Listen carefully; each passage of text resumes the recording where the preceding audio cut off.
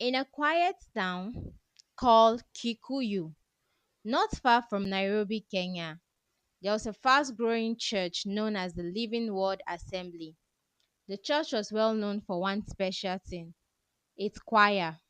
Every Sunday, people filled the church not only to hear the word of God, but also to experience the powerful worship led by the choir.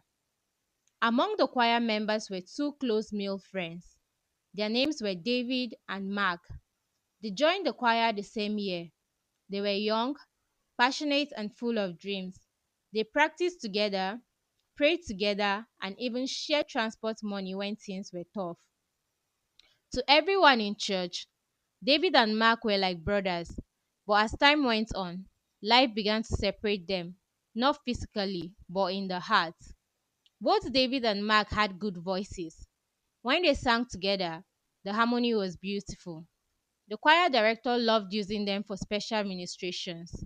But slowly, one thing became very clear: David was different, not just because of his voice, but because of his attitude.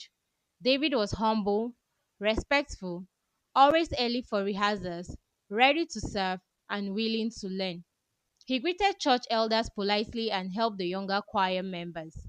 Even when people praised him, he always said, "It is God, not me." Mark, however, was changing. Mark began to feel too big for rehearsals. He started coming late or not coming at all. When corrected, he got angry. He believed he deserved more than others. Deep inside his heart, Mark kept telling himself, "I taught David how to sing. Without me, he wouldn't be this good." That thought slowly turned into pride. One Sunday after service, a visiting pastor walked straight to David. "Young man," the pastor said, "your ministration touched my spirit. I want you to come and minister in our church in Tika next Sunday." David was shocked. "Thank you. Thank you, Pastor. Let me speak to my church leaders," he replied respectfully. That was the beginning. Soon after, a church in Kiambu invited him. Another in Nakuru called. A youth conference in Nairobi requested him. David never went without permission. Sometimes he went with the choir members. Everywhere he ministered, people were blessed. Churches appreciated him with clothes, shoes, big envelopes, food items, transport money, and etc. Yet, David never became proud. Each time he returned, he testified in church and thanked God. Mark was watching. Jealousy entered. At first, Mark pretended to be happy, but slowly joy turned into jealousy. Mark hardly got invitations, and when he did, problems followed him. Why? Because Mark was rude to church leaders, complained about microphones, demanded payment, looked down on small churches. One day, Mark was invited to minister at a rural church. Instead of being grateful, he said loudly, "Is this the best your church can do? Even the sound system is poor." The pastor was embarrassed. That was the last invitation Mark ever received. When he returned home, anger filled his heart. Instead of correcting himself, he blamed David. He thinks he's special.